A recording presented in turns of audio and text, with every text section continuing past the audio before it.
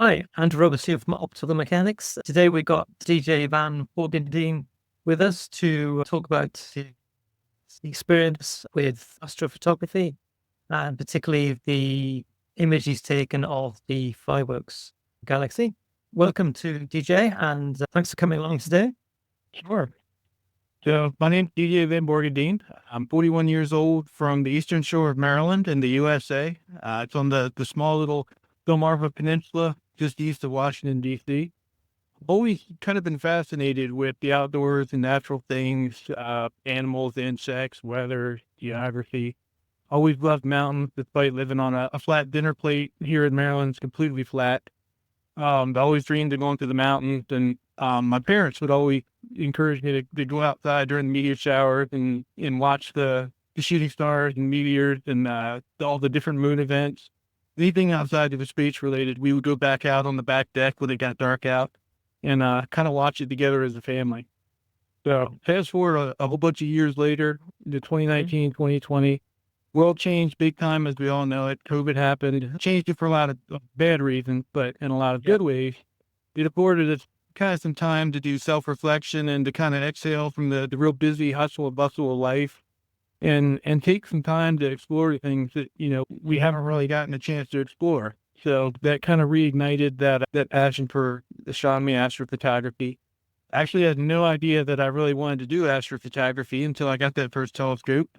And I was looking around for things in space, and I realized they don't look anything like the pictures do that you see that people take. I remember for the very first time, I accidentally stumbled on the Orion Nebula, and it was this cool, fuzzy looking spot in the sky. You could see it through the eyepiece, and I'm like, why doesn't that look like the pictures that everybody? I held my cell phone camera, held my breath, took a 3-second picture, and all of a sudden it was completely different. I was like, wow, here it is. And so that was the moment that everything just kind of exploded. It's like, okay, I want to start exploring. Which equipment did you start off with then? Your first telescope, your first cameras? First one, so when I was just a little kid, I started off with this little Jason tripod telescope. That was one that, my parents had got me when I was probably 8 years old. Started looking at the moon, started looking into the sky. In 2020, when I started to get back into it, my very first one was a Celestron 127 SLT. It's a Maxitov Cassegrain type telescope. And what was really neat about that, I thought the coolest thing ever, it was on a motorized base. So you could actually slew it to where you wanted it to go, which was a new concept for me. You figured you'd have to find it on your own in space. The technology'd come a long way. Um, so started with this Celestron 127 SLT. Uh, I got really excited. I saw that first glimpse of Orion, and I jumped right in the deep end. And I went for a CPC 1100 Celestron Schmidt Cassegrain, which, if anyone's not familiar with those, it's a 2800 millimeter focal length beast, and it's a beast to Okay. lift too. It's rather heavy, and I did not know what I was doing. I had no clue. I didn't even know how to polarize at the time. So I switched from that to started kind of back at the basics with a Radian Raptor 61 refractor. That was kind of the first success. I tried to went back to a much shorter focal length telescope. The Radian was a Okay. 275 millimeter focal length, big view of the sky, very easy to start out with big targets and to learn how to polar align with. And just kind of moved through that. I got real familiar with that with a Skyguider Pro mount. Started learning how to work the axis tilt in an equatorial mount. Moved from there to an Altron DEM 40 mount, which is it's kind of like a mid duty weight mount. And I wanted to try to go a little further out into space. So I really love the 11-inch telescope and what I was able to do with that. So I got a Hyperstar lens to go with that. And then also started with a Celestron Edge HD 8-inch scope. So this was kind of my first dive into longer focal length again. Give it another shot to see, try to pick up what you learned and go from there. And then finally, actually a couple months ago, upgraded the camera to a black and white 2600 MMT or an MM Pro from ZWO, and have the 11-inch Edge HD scope. It's the dream of everybody that gets into this hobby to try to set up a home observatory at some point. Yeah. Sorry, you said you were trying to set up a home observatory, or you have one now? Trying to. Right. That little stumbling block called money. That's a bit of Yeah. just ended up moving into this home about a year ago. So trying to work on building an outbuilding with a second story deck and trying to put the observatory dome up there and automate it. Okay. Yeah. And how do you cope with the skies there? The brightness of the sky is in your area. Well, it's not too bad. You would think with our proximity to Washington, D.C., Baltimore, Philadelphia, Virginia Beach, there is a lot of light pollution in Maryland. But on the Eastern Shore, we get a very rare break from that. The Delmarva Peninsula is very rural and farmland and country, and it's just outside of the light domes of the city. So if you're familiar with the Bortle scale, most of Maryland is Bortle 7 to 10. It's probably about a mid-4 here in Denton, Maryland. Okay. Good skies. We do have a bit of the trouble with the jet stream here, though, because we are usually right under where the jet stream sweeps through. And being at sea level right off of the Atlantic Ocean, it makes for some pretty tough seeing conditions sometimes. Oh, right. Yeah. Okay. So this image you've got here, how did you go about capturing this image? Sure thing. So this is kind of right on the fence of getting that 11-inch scope. And this was something that I've always kind of admired this galaxy. It's beautiful. It's bright. It's its namesake. It's the fireworks galaxy. And you do, of course, what every other astrophotographer does. You start looking at pictures that other people have taken, and you start kind of getting that, "No, I really want to take my own picture of this. I really want to try this image." And I was on the fence because I wanted to get the best shot I could of it. So should I wait for the 11-inch scope, get a little better view of it? Nah, let's see what the 8-inch scope will do. Let's try it. So a couple months prior to getting the big scope, the big 11-inch scope, I took the Edge 8 HD out and put it on now it's a CEM 70 mount for my Upjohn. And at the time, it was still the color camera. It was the ASI 2600 MP Pro. And the filter that we used with this particular image has been a really great filter. It's the Astro Hugh-Tech. It's the IDAS HEUB. It's a UV-IR filter with like an H-alpha kind of enhancement to the filter.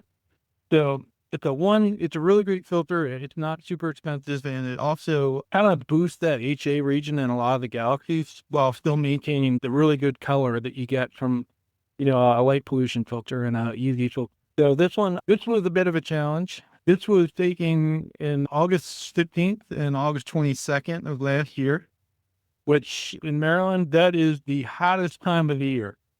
It is humid every night. It's 100% humidity. Most nights, it's between 80 and 90 degrees Fahrenheit. So it's very warm, very humid here. You go outside for 30 seconds and you sweat through your clothes pretty much. The biggest kind of challenge at that time of the year is keeping the dew off of the lenses. You got all the dew heaters running on the guide scope, on the main scope. Seeing conditions weren't that great the first night. Those were taken at 3-minute exposures because the atmosphere wasn't really cooperating. The second night, we went out there and set up for 5-minute exposures, a little better conditions, a little better seeing, and all together, I believe it was 10 hours, a little over 10 hours of integration time total. And it came together surprisingly well despite all that. I was actually pretty happy with how it turned out.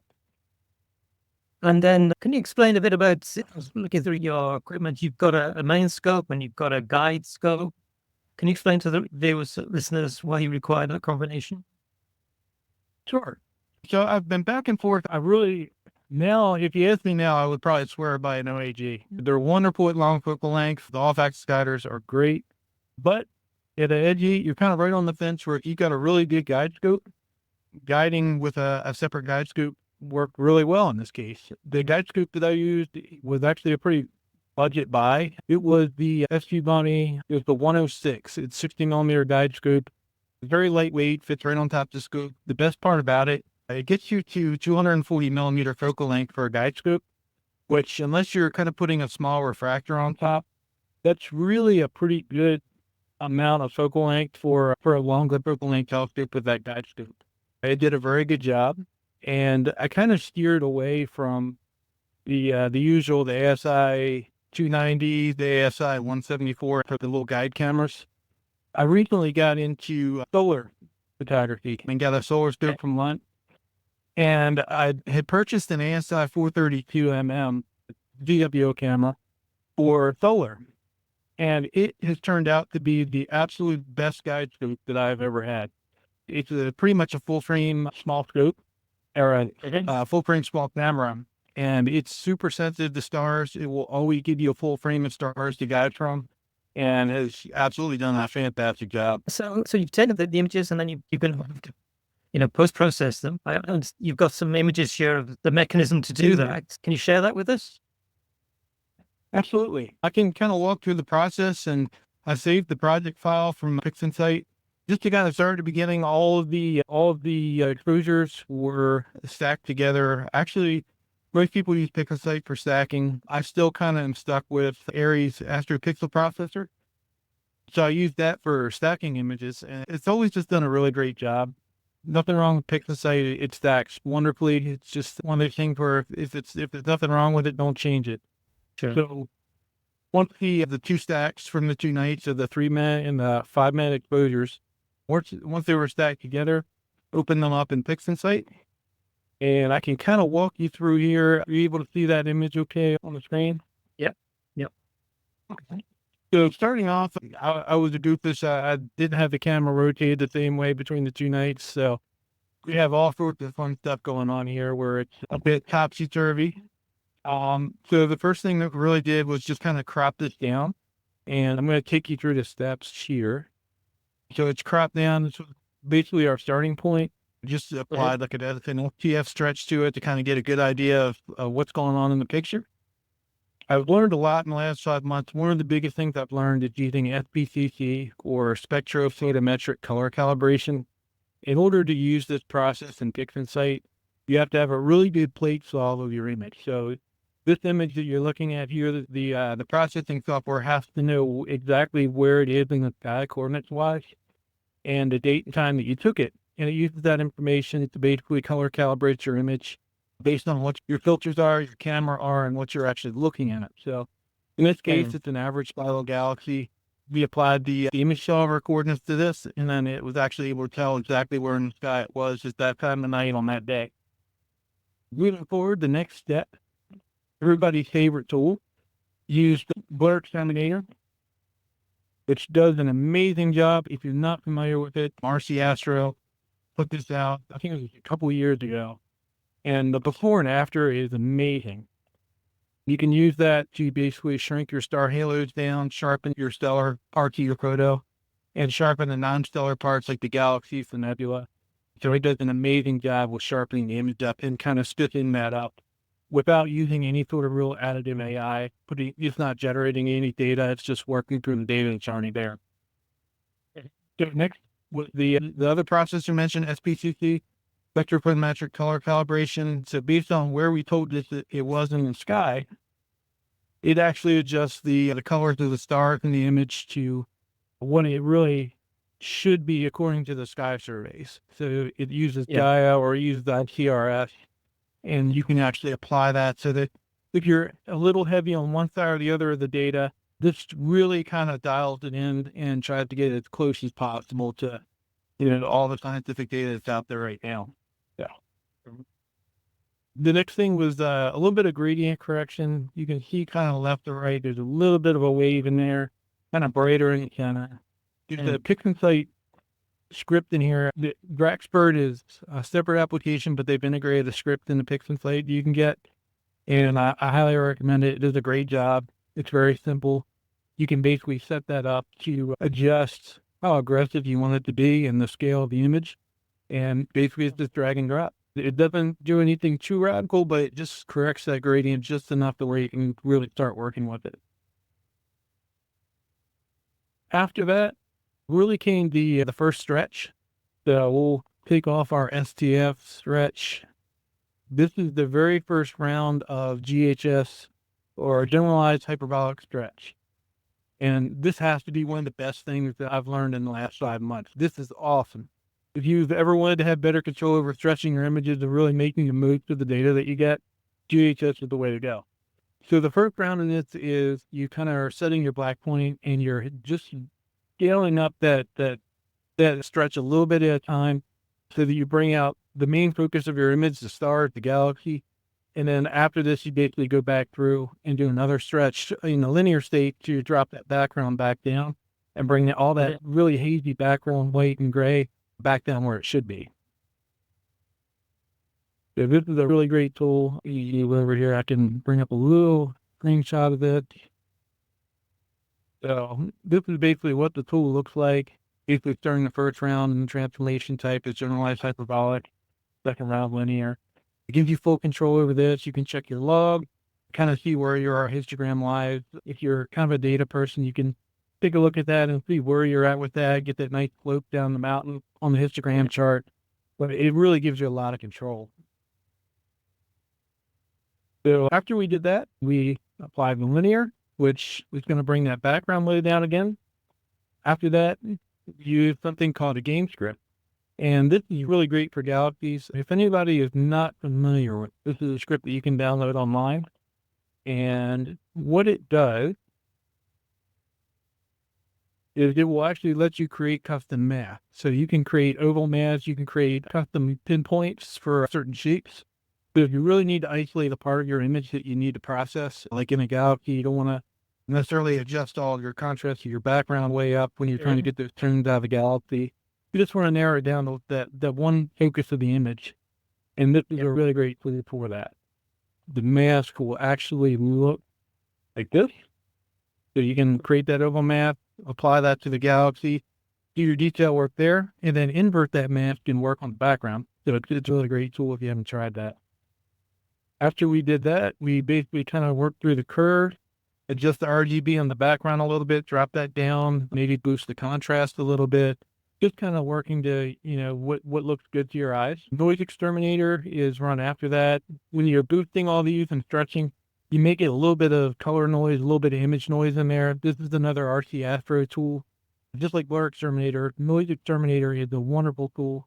You can set the very aggressive or very light, depending on the situation, and it applies pretty quickly to the image and knocks out and softens the image from all that color noise it might generate while you're boosting things up and down. So that it gives it a nice kind of soft, smooth look. After that, Star Exterminator, again, another RC Astro tool. It's great. Does this or StarNet too. I love both of them. They do a really great job. In this case, use the RC Astro Star Exterminator. Once the stars are out, it kind of lets you focus on everything else in the image without really blowing your stars out. So the next thing after that is background extraction, just to kind of clean up, the little bit of the hazy stuff in the background. That's the dynamic background extractor, DBE. Once you kind of run that, it cleans up your colors a little bit, work the background. SGNR is basically run to remove any sort of green tinge you have from where especially color cameras tend to get that from the Bayer matrix. They pick up that green in the image pretty bad. SGNR cleans that up a little bit. Once you're done with that, it's basically a curve transformation with that mask that we had before. Brings up the galaxy. Kind of, at this point, you can adjust your contrast. You can make all the color adjustments to the galaxy itself without affecting everything else. And one of the other things that's really come in handy of learning about is a tool called Multi-Scale Media Transform. And this is a tool that basically lets you work in the layers of the image. It's kind of like peeling the skin off of an onion. If you got some of that detail you want to bring out, and it may not be necessarily at the top of your data, you can pull through the bias layers and actually get some of that detail back in sharpening. And let me see if I can, this is the step here. You can really notice where it kind of goes from fuzzy in the HA region here to picking up some detail. And that is really just using this script. Got too many right here. And this is where you can actually work in the second and third layers just by adjusting this bias up a little bit. Maybe apply a little bit of noise reduction, and that will actually get you a much sharper image on the fine details. So once that's complete, local histogram transformation just kind of, it enhances that fine detail and the kind of that flux nebula or that cloud of the galaxy, that spiral. It just kind of boosts that up a little bit so you can see the swirl. and it also applies a little bit of sharpening on those edges. Once that's done, again, just another curve transformation, invert the mask the other way, work with your background. That way you can bring those tones back down, apply blur exterminator one more time to anything you've boosted with that color and the curves. And one of the last things I did, and this was a neat trick, I give Luca Manico a lot of credit. He's one of the YouTube people that kind of worked through the videos and explained a lot of his processes. Really, I mean, common sense trick that I've never even thought about. The opposite of green in your image is purple. So if you invert the image and then run SDNR on green, you're actually running it against magenta and purple. So if you invert the image, run SDNR against green, purple, and then invert it back, it will actually remove the magenta from your background in your image without really having the option to do so in SDNR. So it's a neat way to get rid of the purple and magenta tone. The only other thing that really did with this image is with the stars.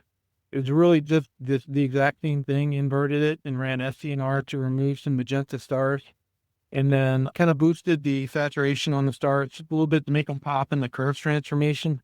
So you bring up that contrast, bring up the saturation, and then that basically leaves you with the final image when everything is put back together. And there we are. Excellent, excellent. So how long does that process take? You know, from first getting the output from the telescope to actually the final process image? How long would you spend on that? I think it took me probably about maybe a little over an hour yesterday. I was working through, just kind of refining this a little bit, and I wanted to go through and just kind of apply everything, you know, since the image was taken, learned a few new tricks. Maybe 60, 70 minutes. Okay. And how long would you say it's taking you to learn the tool in order to achieve that? Much longer. One of the things I will say about PixInsight, it's the absolute best tool for the job, but I've been trying to learn this software since easily 2020. This is probably this would be about my 5th year working in it. And I still don't know half of what I'm doing in there. I'm still, every single day, I see a YouTube video or somebody on Facebook pop up and say something like, wait a minute, what did they say? You know, it's a new trick or it's something that you've never seen or never thought of. So the sky, unintended, really is the limit with this application. I wanted to mention this. This was the first edit of this image was done about 5 months ago after it was captured. And I wanted to show everybody, this is what 5 months of growth, and I hope people see it as positive like I do. I'm very happy with how this one turned out.